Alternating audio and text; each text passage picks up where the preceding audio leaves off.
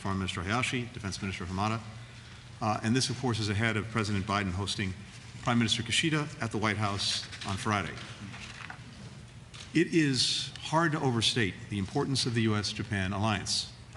For more than 7 decades, it's been the cornerstone of peace and stability in the Indo-Pacific, ensuring the security, the liberty, the prosperity of our people and people across the region. One of the alliance's enduring sources of strength is our ability to adapt it, to meet the evolving challenges as well as the opportunities before us. Japan's new national security strategy, national defense strategy, and defense buildup program reflect the scale and scope of that transformation. These new strategies make clear Japan's commitment to invest in enhancing its capabilities to take on new roles and foster even closer defense cooperation with the United States and our mutual partners. We applaud Japan's pledge to double defense spending by 2027. Japan's strategies align closely with our own national security strategy, both in the key challenges that we identify as well as in how to effectively address them. We're committed to upholding shared values of democracy and human rights, defending the international rule of law, continuing to lead the world in tackling global challenges that no one country can solve alone, like the climate crisis and deadly viruses. We agree that the PRC is the greatest shared strategic challenge that we and our allies and partners face. We stand together with Ukraine against President Putin's war, which threatens the principles at the heart of the international rules-based order, including that all nations should be able to chart their own path and have their sovereignty, their independence, their territorial integrity respected. In the face of these and other challenges, today we discussed ways to deepen our coordination, including on allied command and control, intelligence, surveillance, and reconnaissance, joint and shared usage of facilities, increased bilateral exercises. More than ever before, we're buttressing the U.S.-Japan alliance through deeper cooperation with other allies and partners through both regional and multilateral bodies. In the face of the DPRK's unlawful and reckless missile launches, including the launch of a long-range ballistic missile over Japan in October, we're deepening our trilateral cooperation with the Republic of Korea to deter and, if necessary, defend against aggression. That's a pledge the leaders of our 3 countries underscored in their November trilateral summit. Today, we held our first formal dialogue in this 2+2 format on extended deterrence, namely to enhance the capability and credibility of our allied defense against a wide range of threats. In June of 2022, Prime Minister Kishida became the first Japanese leader to attend a NATO summit. Japan is spearheading the NATO Asia-Pacific Partners Group, demonstrating the growing synergy between our Atlantic and Pacific alliances. We're working together with our G7 partners to impose coordinated sanctions on Russia for its aggression in Ukraine and to help Ukraine repair, restore, and defend its embattled energy grid. We look forward to Japan's leadership in driving an ambitious agenda on these and other priorities during its presidency of the G7 this year, culminating in the Hiroshima summit. Japan has also stepped up to help our European friends diversify their LNG supply in response to President Putin's weaponization of energy. We're working to advance peace and security through regional bodies like ASEAN, whose centrality is vital to the Indo-Pacific, and through the Quad, including by working with India and Australia to expand what we call maritime domain awareness, basically giving our partners a better ability to detect and respond to challenges in their territorial waters, like illegal fishing, trafficking, climate-related disasters. At the United Nations, we're rallying member states to defend the rights at the core of the United Nations Charter. It's been less than 2 weeks since Japan took its non-permanent seat at the Security Council. Already, we see its leadership on key priorities like peace building, Afghanistan, and the ministerial that the foreign minister will chair tomorrow on the rule of law. And because our national security strategy is so bound up in our economic and energy security, we're strengthening our cooperation in these spheres as well. In May, we joined a dozen other economies that represent 40% of global GDP to launch the Indo-Pacific Economic Framework, which sets out a roadmap to help our economies grow faster and fairer so that all of our people can reach their full potential. Last month, we kicked off the first Japan-U.S. Energy Security Dialogue. Tomorrow, our governments will co-host the 5th Indo-Pacific Business Forum in Tokyo. We're constantly expanding the horizons of our cooperation, beyond even our planet. Later this week, Foreign Minister and I will sign a new agreement on U.S.-Japan cooperation in space. This agreement has been a decade in the making. It covers everything from joint research to working together to land the first woman and person of color on the moon. The bottom line is this: we and our people are always stronger and more secure together. Today, we've taken yet another step toward tightening already incredibly strong bonds. With that, Yogi, the floor is yours. 先ほどブリンケン長官、オースティ長官および浜田大臣と日米2+2を対面で開催をしまして、極めて有意義な意見交換を行うことができました。前回の日米2+2から約1年がこの経過をしましたが、この間にロシアによるウクライナ侵略といった国際秩序の根幹を揺るがす出来事が生じ、国際社会は歴史の岐路に立たされることになりました。安全保障環境が一層厳しさを増す中で、今回の日米2+2は、日米両国の戦略文書発表後のタイミングでの開催となりました。本日の2+2で大きく以下の3点の成果がありました。まず第一に、両国の戦略文書を踏まえながら、地域の戦略環境に関する認識を丁寧にすり合わせるための突っ込んだ議論を行うことができました。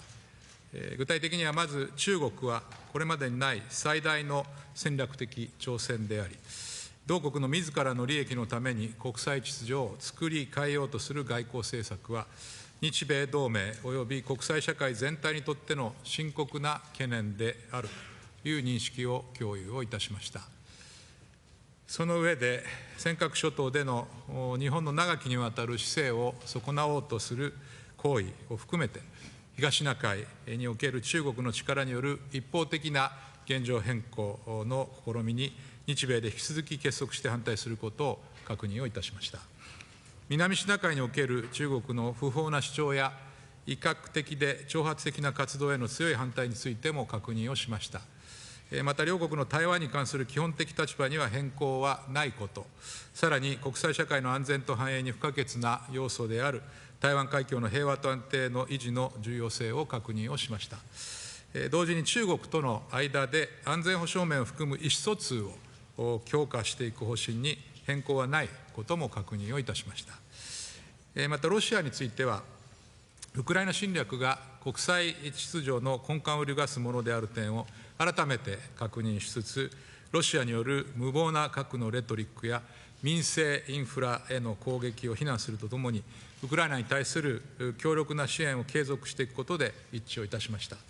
加えて、中ロの軍事面での協力強化についての懸念を共有をいたしました。さらに北朝鮮については、過去1年間の前例のない数の弾道ミサイル発射を強く非難するとともに、安保理決議に基づく北朝鮮の完全な非核化への揺るぎないコミットメントを再確認し、拉致問題の即時解決を含め、北朝鮮への対応において引き続き緊密に連携することで、米国と完全な意見の一致を見たところでございます。また、日米韓協力の深化の必要性についても一致をいたしました。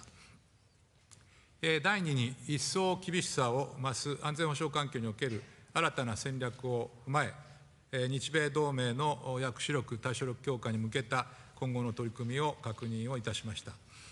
米国による日本を含むインド太平洋地域における戦力体制を最適化するとの決意を歓迎し、今般発表された在日米軍再編計画の再調整を含めて、日本における米国の戦力体制を一層最適化するための方策につきまして、緊密な協議を継続することを決定をいたしました。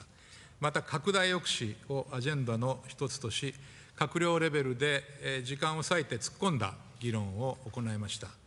その上で、米国の核を含むあらゆる種類の能力に裏打ちされた日本防衛に対する米国の力強いコミットメントを再確認をしました。さらに、日本の新たな国家安保政策が同盟の抑止力を抜本的に強化するものとして、米国から力強い支持の表明がありました。加えて、宇宙・サイバー分野での協力深化、技術協力の推進、情報保全の一層の強化の重要性につき、一致をいたしました。また宇宙における攻撃等への日米安全保障条約第5条の適用可能性を宣言することで一致をできましたことは、同盟全体の抑止力強化の観点で重要な成果でありました。第3に、沖縄をはじめとする地元の負担軽減を図ることの重要性について、改めて確認をいたしました。普天間飛行場の継続的な使用を避けるためには、辺野古への移設が唯一の解決策であることを改めて確認をいたしました。また私からは、地元への影響に最大限配慮した安全な運用、早期の通報を含む事件事故での適切な対応、環境問題などについても米側に改めて要請し、緊密に連携していくことを確認をいたしました。今回の日米2+2の結果として発出されました共同発表は、戦略的競争の新たな時代において勝利するための体制を取る現代化された同盟のビジョンを提示するものであります。スピード感を持ってこれを実行に移し、浜田大臣、ブリンケン長官、オースティン長官とともに、日米同盟を絶えず強化をしてまいります。私からは以上です。Well, good afternoon, everyone, and thanks to everyone for being here. At the outset, let me thank my friend and colleague, Secretary Blinken, for hosting today's U.S.-Japan 2+2 ministerial meeting. Thanks, Tony.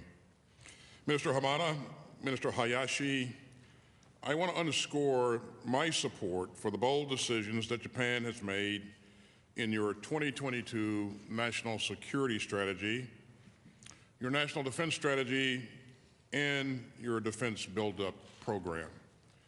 There is clear strategic alignment between the visions of President Biden and Prime Minister Kishida. It is a shared commitment to uphold the rules-based international order and to strengthen resilient partnerships around the globe. And the essential U.S.-Japan alliance is at the center of these efforts. Our respective defense strategies provide a strong foundation for our ongoing work to modernize the U.S.-Japan alliance. In addition, Japan's commitments to substantially increase its defense spending and to invest in defense institutions and infrastructure and capabilities will accelerate our alliance's efforts. You know, I'm grateful that we're meeting at such a consequential time as Japan strengthens its own defense and further contributes to regional peace and stability. Today, we welcomed an historic alliance decision to optimize U.S. force posture in Japan by forward stationing more versatile, mobile, and resilient capabilities. These actions will bolster deterrence in the region and allow us to defend Japan and its people more effectively. In an increasingly challenging security environment, we've decided that the 12th Artillery Regiment would remain in Japan and be reorganized into the 12th Marine Littoral Regiment by 2025. We will equip this new formation with advanced intelligence, surveillance and reconnaissance, as well as anti-ship and transportation capabilities that are relevant to the current and future threat environments. These posture updates adhere to the basic tenets of the 2012 realignment plan, and they will strengthen our alliance's ability to maintain regional peace and stability. We also discussed updating our alliance's roles and missions so that Japan can more actively contribute to regional security alongside the United States and other like-minded partners. And so in our meeting today, we strongly endorse Japan's decision to acquire a counterstrike capability. And we affirm that close coordination on employing this capability will strengthen the U.S.-Japan alliance. We also discussed a number of key issues, including our shared interest in peace and stability in the East and South China Seas and around Taiwan, and our commitment to to the denuclearization of North Korea, in our efforts to increase multilateral cooperation with the Republic of Korea, Australia, and other like-minded partners, in our growing cooperation across all domains, including space and cyber. Now, as you've heard me say before, the People's Republic of China is a pacing challenge for the Department of Defense. Japan and the United States remain united in our concern over China's destabilizing actions. And I want to reaffirm the United States' ironclad commitment to defend Japan with the full range of capabilities, including nuclear, and underscore that Article 5 of the Mutual Security Treaty applies to the Senkaku Islands. And tomorrow, Minister Hamada and I will sign new arrangements that will increase opportunities for the Japanese and the United States defense enterprises to closely cooperate on advanced technologies, as well as increase linkages between our respective industrial bases. In our close consultations today, have advanced our alliance's efforts to address common challenges ahead of President Biden and Prime Minister Kishida's meeting at the White House this week. I'll close by reiterating that the U.S.-Japan alliance remains a cornerstone of our Indo-Pacific strategy, and it's critical to upholding a free and open regional order. Our alliance is stronger than ever, building on a foundation of teamwork, trust, and shared values that has underpinned our relationship for decades. And so there is no challenge that we can overcome if we continue to work shoulder to shoulder. Thank you. はじめに、オースティン長官、ブリンケン長官、そして本会合の開催に尽力された米側関係者の皆様に感謝申し上げる次第であります。我々を取り巻く安全保障環境の厳しさは、すでに3人の閣僚が述べたとおりであります。この厳しい競争の時代において、ルールに基づく国際秩序と自由で開かれたインド太平洋を維持していくため、日米同盟が果たさねばならない役割はこれまでになく大きなものになっております。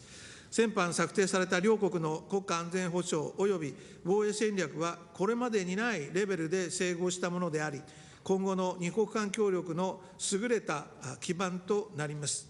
特に両国があらゆるアプローチと手段を統合させて、事態の制御を抑止することを重視する点で一致していることは重要です。同時に戦略は策定して終わるものではありません。安全保障環境の厳しさを踏まえると、日米両国にはそれぞれの戦略を速やかにかつ着実に実行していくことが求められております。同時に私は新たな戦略のもと、日本の防衛力の抜本的強化を速やかに実現するため、反撃能力を含めた新たな能力の獲得や継戦能力の増強に最大限努力いたします。このような私の決意に対し、本日、オースティン長官、ブリンケン長官から強い支持をいただいたことを大変心強く思います。また、日米間においても連携強化に向けた議論を急がねばなりません。本日の協議では、日本の防衛力の抜本的強化を踏まえた同盟の役割、任務分担を実現していく必要性で一致しました。さらに、日米協力の下での反撃能力の効果的な運用、宇宙・サイバー分野における連携の強化、装備技術面での協力の進化といった幅広い分野における取り組みを進めていくことについても、4閣僚で合意をいたしました。また、同盟のパートナーシップを拡大するため、豪州、韓国、ASEAN、欧州等のパートナー国との協力をさらに深めていくことで一致をいたしました。地域において一層重要性が増している拡大抑止に関しても、オースティン長官よりも米国の考え方を幅広く伺いました。その上で、米国の拡大抑止がより信頼でき、より強靭なものであり続けるために、両国が進めていくべき取り組みについて議論したところであります。日米両国は厳しさを増す安全保障環境に対応するため、日本における米軍の体制を最適化するための取り組みとして、2012年に調整された現行再編計画について、その基本原則は維持した上で、再調整を行うこととしました。第3海兵師団司令部と第12海兵沿岸連隊の沖縄残留は、前方に展開する米軍の戦力体制をより多面的な能力を有し、より強靭性があり、そしてより機動的なものとするためのものであります。この取り組みは、日米同盟の抑止力、対処力を大きく向上させるものであると同時に、我が国の防衛に対する米国の確固たるコミットメントを示すものであります。これらの取り組みについては、その実施に向け、引き続き米側と緊密に協議していく考えです。また、私から在日米軍が安定的な駐留と活動にとって、沖縄をはじめとする地元コミュニティの理解が重要であることを述べました。引き続き沖縄の負担軽減の努力を進めてまいります。本日、日米両国が将来の国家安全保障、防衛政策の道しるべとなる戦略文書を策定した直後のタイミングで、防衛外交政策の責任者である4閣僚が一堂に会し、それぞれの戦略をどのように実行していくか、じっくりと議論できたことは、大変意義深いことでありました。今後、同盟の強化に向け、引き続き議論を重ねていく考えです。ありがとうございました。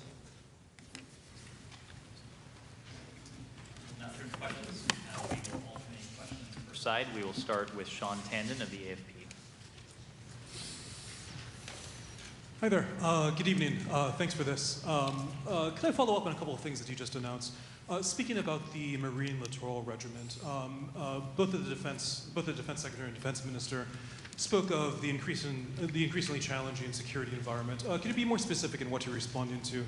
Is this specifically China? Are these contingencies in Taiwan or potentially in the Senkaku Islands, North Korea? And also, you mentioned the impact in Okinawa. Is there any concern that this could aggravate tensions locally in Okinawa? Will this result in a net increase in the forces there? And if you don't mind, could I also ask about space? There have been some reports that space will now be included as part of the defense partnership. Could you comment on that? And on the American side, if you don't mind, a couple of questions that are a little bit off topic. To Secretary Austin, the situation in Ukraine, Solidar. There have been lots of reports. The Wagner Group has claimed to control it, and there's been another shakeup in the Russian military command. What do you make of this? Do you think that it's fallen? What significance do you see? And Secretary Blinken, a couple of days ago, you're just in Latin America yesterday, but a couple of days ago in Brazil, there was, of course, the unrest. Former President Bolsonaro remains in the United States. There have been some calls from the Democratic Party to make a persona non grata.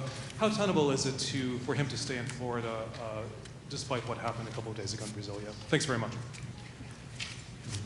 You want to start? So I lost count on a number of questions, but we'll try to knock them down. If we miss one, then we'll double back. First, let me begin with the question you asked on Solidar and whether or not it's fallen to the Russians. At this point, we can't corroborate that reporting. Of course, I've seen some of that reporting. But you know that this has been a very fluid, dynamic environment, dynamic fight in that area. It's gone back and forth a number of times, and it really is some pretty brutal fighting. But the Ukrainians have acquitted themselves very, very in a very impressive fashion as they continued to fight a very determined fight. We are focused on doing everything we can to help make sure that the Ukrainians have the capabilities that they need to be successful in their efforts to defend their sovereign territory. You know, I talk to my counterpart routinely. We're going to conduct another Ukraine contact group, defense contact group meeting next week in Germany, where we'll get 50 or so ministers of defense together to talk about what Ukraine's needs are now and what they need to be successful going forward. So you've heard us say over and over again that we're going to support Ukraine for as long as it takes. And from everything that I can see from our allies and partners, they feel the same way. So we remain united in our efforts. On the Marine Littoral Regiment, we believe that this capability brings a tremendous capability to the alliance.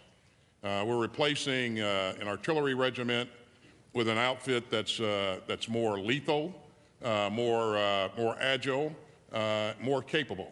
And as you have seen from what's been published on this particular formation, it consists of a combat element, which is a battalion-size element, a long-range fires element, which allows us to gives us an anti-ship capability, which I think is very, very important, and also a logistical element that helps sustain the overall regiment there. So I think this is going to contribute in a major way in our efforts to help defend Japan and also promote a free and open Indo-Pacific.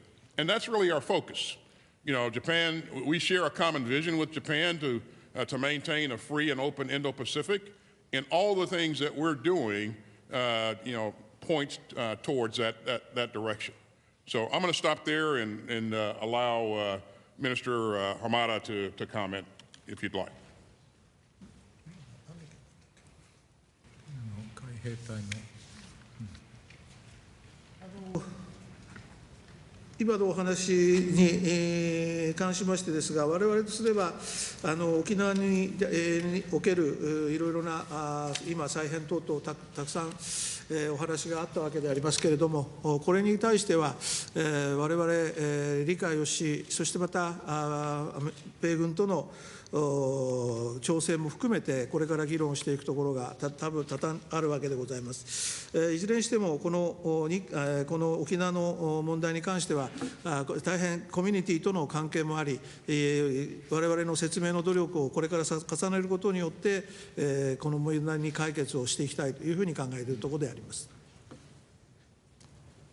And Sean, just to respond, I think, to a couple of other questions you asked. First, in terms of the security environment that we're dealing with, I think it's no secret that it is a more challenging one. And we see different challenges to the status quo coming from different countries, including China, including the DPRK, including, of course, Russia.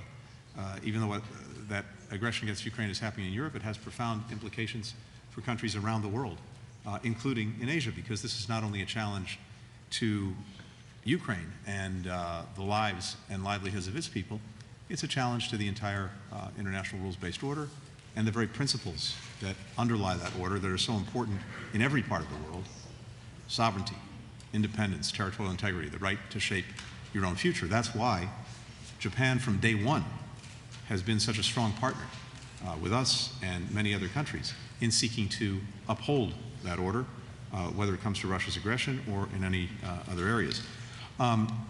You asked about our cooperation in space. Well, there's cooperation in cyberspace and there's cooperation in outer space. We'll be putting out a statement, if it's not already out, that reflects the additional steps that we've taken. But this is very significant. We're working to deepen our cooperation across every realm: land, sea, air, and yes, space, cyber, and outer. The outer space component of this is important to the security and prosperity of our alliance. We agreed, as you've heard, that attacks to, from, or within space present a clear challenge. And we affirmed that, depending on the nature of those attacks, this could lead to the invocation of Article 5 of our Japan-U.S. Security Treaty. That is significant. We'll sign, as I mentioned, a space agreement a little bit later this week at NASA. On cyber, we have emphasized the foundational importance of cybersecurity and information security for our alliance. We agreed there as well to deepen our collaboration. This is a challenge that we both face, other countries face. It's important that we work on it together. We're all learning lessons in dealing with the challenges that come in cyberspace. Being able to share best practices, being able to support one another is more important than ever. We're also committed in that light to bolstering technology cooperation, as well as making joint investments in emerging technologies to try to further sharpen the competitive edge of the alliance. Last question, as I heard it, with regard to Brazil. As President Biden told President Lula, we stand with the people of Brazil, we stand with Brazil's democracy and its institutions. The President will have an opportunity to confer directly and closely with President Lula when he visits Washington in early February, and the President looks very much forward to that. President Lula has called for an investigation of the events of January 8th. I'm not going to get ahead of that. We've not received any specific requests from Brazilian authorities. Of course, if and when we do, we'll work expeditiously to respond, as we always do. And then with regard to individuals, we're talking now about people who are private citizens. We've heard various public statements that have been made by those individuals about their plans, but we really don't have anything to add, and it's not appropriate for us to comment on any individual's visa status. 続いて日本側の、質問をお受けします。日経新聞の三木さん。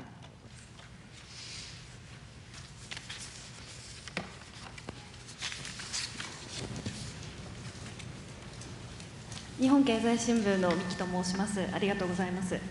日米の外務・防衛両閣僚にお伺いします。東アジアでも力による一方的な現状変更が懸念されています。台湾有事のリスクも指摘されている中で、今回の2+2では、日本の特に南西方面、これまでもお話ありましたけれども、南西方面の防衛強化に向けて、日米でどう取り組み、抑止力を高めると一致されましたでしょうか。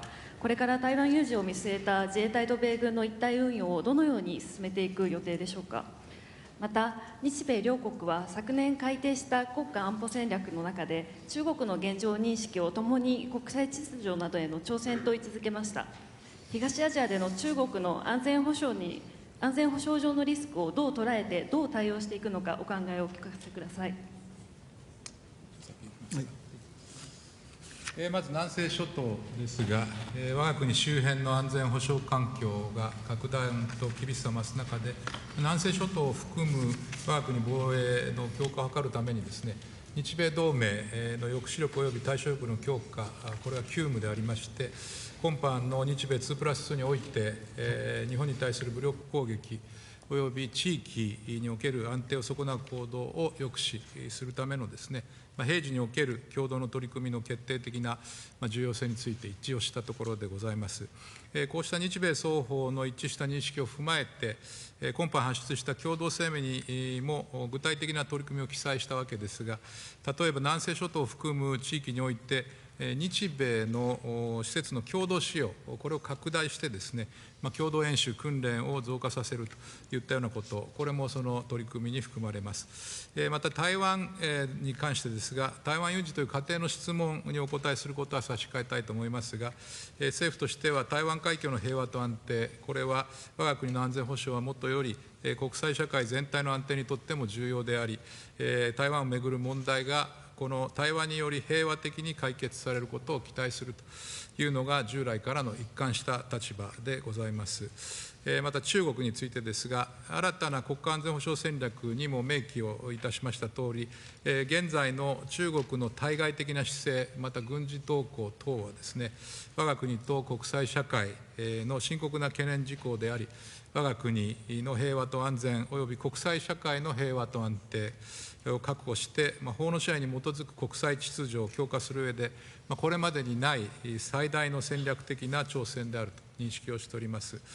同時に日中両国は、地域と国際社会の平和と繁栄にとって、ともに重要なですね、責任を有しておりまして、日中両国が建設的かつ安定的な関係を構築していくことが、インド太平洋地域を含む国際社会の平和と安定にとっても不可欠であると考えております。防衛大臣。はい、今、林大臣から説明のあった通りであります。我々、この日米のこの双方の一致した認識を踏まえてですね、南西諸島を含む地域において、日米の視察の共同使用を拡大し、共同演習、訓練を増加させることをコミットいたしました。こういった形で、我々、この日米同盟の抑止力、対処力を一層強化する必要があり、本日の議論も踏まえ、引き続き米国と緊密に連携しながら、日米同盟のさらなる強化のための取り組みを進めてまいりたいと考えております。以上です。I have little to add because my colleagues have covered it so well. Suffice to say that first, we are united in ways that, at least in my experience over the last 30 years, we've never been before. There's greater convergence in our approach, greater alignment in our approach, both in terms of the way we see the challenges and how we propose to respond to them than ever before. And I think that's very significant, and you've heard both ministers speak to it. The statements that we're putting out, or we've already put out this afternoon, will reflect in detail that alignment, that convergence between Japan and the United States. When it comes to Taiwan, I think it's very important to note that what we've seen from China in recent years, not recent months, recent years, is unfortunately an effort to undermine the long-standing status quo, a status quo that's maintained peace and stability for decades. We, on the other hand, want to sustain that status quo. We want to bolster it. We oppose any unilateral change to the status quo by either side. We'll continue for a calm, resolute approach to uphold peace and stability. Japan and the United States are united in that effort. As you heard us say, our alliance is a cornerstone of peace, security, and prosperity in the Indo-Pacific, and the steps that we announced today will strengthen the alliance's ability to uphold the rules-based order that we are both very much committed to.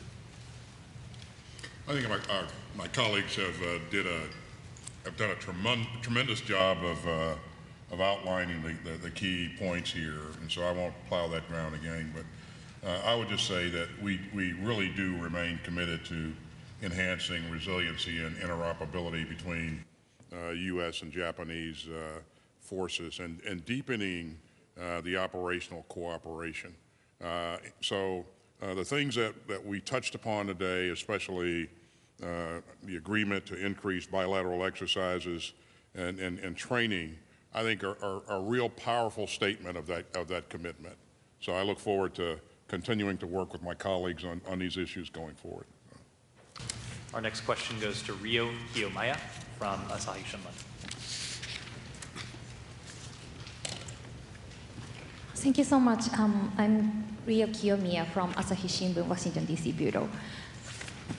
I have questions for each of you. First, Secretary Austin, while U.S. and Japan share the concern about China's military aggression, how can the U.S. manage the relationship with China and avoid miscalculation leading to the contingencies? And last October, you said that you don't see an imminent invasion of Taiwan by China. Do you still hold that view? And also, if I may, Japan decided to establish a self-defense force joint headquarters. From your perspective, what would be the ideal alliance command and control relationship between US and Japan to enhance the interoperability and readiness? And Secretary Blinken, regarding US-China relations, how do you plan to manage and build the relationship with China during your upcoming engagement with China? And also, what kind of role do you expect Japan to play in diplomacy to manage this relationship? Finally, to Minister Hamada and Minister Hayashi, there is a growing sense of risk about China's invasion of Taiwan. In the previous 2+2 meeting, US and Japan welcomed the robust progress on bilateral planning for contingencies. How do you evaluate the current progress on bilateral planning for contingencies so far with the US? Also, from the perspective of deterring China's aggression, how do you evaluate the recent U.S. announcement of reorganization of Marines in Okinawa into the Marine Littoral Regiment? Thank you. Okay, thank you. I think your first question was, how do we avoid miscalculation? You've heard me say a number of times that it's absolutely critical that leaders of great powers maintain open lines of communication and be able to talk with each other. And that way we can avoid miscalculation wherever possible. And you see us continuing to try to ensure that we keep those lines open. And I would invite my colleagues in China to meet us halfway there and work hard to keep those lines of communication open. And that is the primary and best way to avoid that miscalculation. Of course, you know, I believe that our forces are trained and disciplined to the degree that, you know, they're going to do everything within their power to avoid any kind of misunderstanding or miscalculation. But again, that dialogue is enormously important. So, and then your second question was regarding whether or not whether or not an invasion of Taiwan by China is imminent. You know, I won't second guess Mr. Xi, but what I will tell you, what we're seeing recently is some very provocative behavior and on the part of China's forces and their attempt to reestablish a new normal. So we've seen increased activity in aerial activity in the Straits. We've seen increased surface vessel activity around Taiwan. And again, we believe that they endeavor to establish a new normal, but whether or not that means that an invasion is imminent, you know, I seriously doubt that. So we will continue to watch and we will continue to work with our allies and partners to do everything that we can to ensure that we promote peace and stability in the Strait and in the region overall. And just quickly more broadly to add to that on China, as you know, President Biden, President Xi had a very open, candid conversation during the last G20 meeting in Bali, and they spoke about our intentions. President Biden shared our intentions and our priorities, and we got some sense of that from President Xi as well. As the Secretary of Defense just said, these lines of communication, starting with the presidents, but also including many of us, are vitally important to keep open, and I would hope to deepen, because as the Secretary of Defense said, what we don't want is for any misunderstanding to veer into conflict. I will have an opportunity to travel to China in the coming weeks to follow up on the President's discussions, precisely to move forward on those lines of communication between us. Both of our countries, Japan and the United States, have complex and consequential relationships with China. And there are clearly aspects of intense competition between us. There are aspects as well of cooperation. And it's important to see if we can pursue those. We hear from countries around the world the desire for the United States, China, Japan, to manage this relationship responsibly, and if there are areas where we can cooperate that would be to the benefit not only of our own people, but of people around the world, whether it's in climate, whether it's in global health, whether it's in dealing with drugs, we should pursue them. But we are going to compete vigorously. The President's been very clear about that. We're not looking for conflict. We'll manage the competition responsibly, but we will compete vigorously. And we will seek to keep these lines of communication open and do all that we can to establish guardrails to prevent competition, as I said, from veering into conflict. まずは米国による日本を含むインド太平洋地域におけるですね、戦略体制を最適化するという決意を歓迎して、今般発表されました在日米軍再編計画の再調整を含めてですね、日本における米国の戦力体制を一層最適化するための方策について、緊密な協議を継続することを決定をしたところでございます。また必ずしもご質問の趣旨を正確に捉えているかどうか分かりませんが、もしご質問がガイドラインについてということであれば、この日米ガイドラインに関する議論は今日はございませんでした。日米ガイドラインの見直しの必要性については、不断に検討はしていきますけれども、いずれにしても直ちに日米ガイドラインの見直しが必要となるということを考えてはいないということでございます。私の方からは、共同計画についてはですね、2015年に作成された日米防衛協力のための指針のもと、日米両政府は共同計画を策定・更新することとしており、今回も緊急事態に関する共同計画作業の着実な進展を歓迎をいたしました。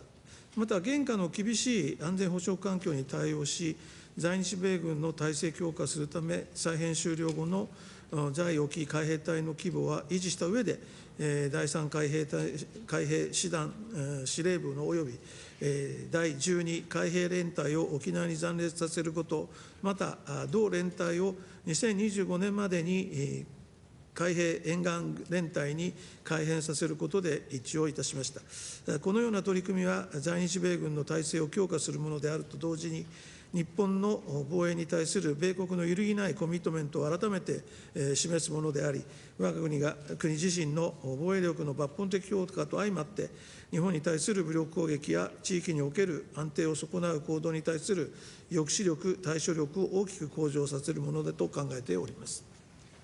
以上です。では最後のご質問になります。朝日新聞の田島さん。朝日新聞の田島と申します。よろしくお願いします。今回の会談では、日本政府が新たに策定した国家安全保障戦略や国家防衛戦略が主要な議題になったと思います。ここでまず林大臣と浜田大臣にお伺いします。反撃能力を含めた防衛力の抜本的な強化や、その裏付けとなる防衛費の大幅な増加の意義や狙いについて、アメリカ側にどのような説明をされましたでしょうか。教えてください。次にアメリカのブリンケン国務長官とオースティン国防長官にお伺いします。日本の防衛力強化の取り組みをどう評価されるでしょうか。また、日米両国の新たな戦略が出揃ったことで、今後、日米の抑止力、対処力を具体的にどのように高めていくつもりでしょうか。また、先ほど林大臣の方からガイドラインの話がありましたが、日米ガイドラインの改定の必要性について、どうお考えでしょうか。よろしくお願いします。それではまず私からお答えをいたします。本日の2+2では、一層厳しさを増す安全保障環境における新たな戦略を踏まえて、日米同盟の抑止力、対処力強化に向けた今後の取り組みを確認をいたしました。私からは、我が国の防衛力の抜本的強化は、米国の能力のより効果的な発揮にもつながるということ、そしてそれは日米同盟の抑止力、対処力を一層強化するものとなり、地域の平和と安定のために大きな役割を果たすことになる旨を発言をさせていただきました。これに対し、アメリカ側からは力強い支持の表明をいただいたところでございます。先ほどもお伝えをしたとおり、今回の日米2+2の結果として発出される共同声明、これは戦略的競争の新たな時代における同盟のビジョンを提示するものであります。スピード感を持ってこれを実行に移し、浜田大臣、ブリンケン長官、オースティン長官とともに、日米同盟を絶えず強化してまいりたいと考えております。私の方からは、日本の防衛力の抜本的強化を速やかに実現するために、大幅に増額した防衛予算の下で、反撃能力を含めた新たな能力の獲得や継戦能力の増強に最大限努力する強い決意を申し上げたところであります。今、林大臣からもお話がありましたように、米側からは日本の新たな安全保障政策を同盟の抑止力を強化する重要な進化であるとして、強い支持が表明をされました。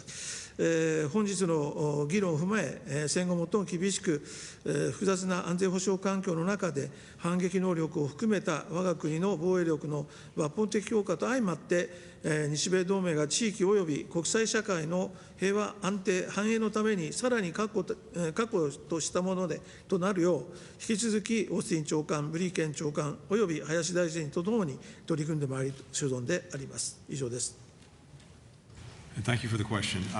It's very simple. We heartily welcome the new strategies, especially because there is, as I said, and we've all said, remarkable convergence between our strategies and Japan's.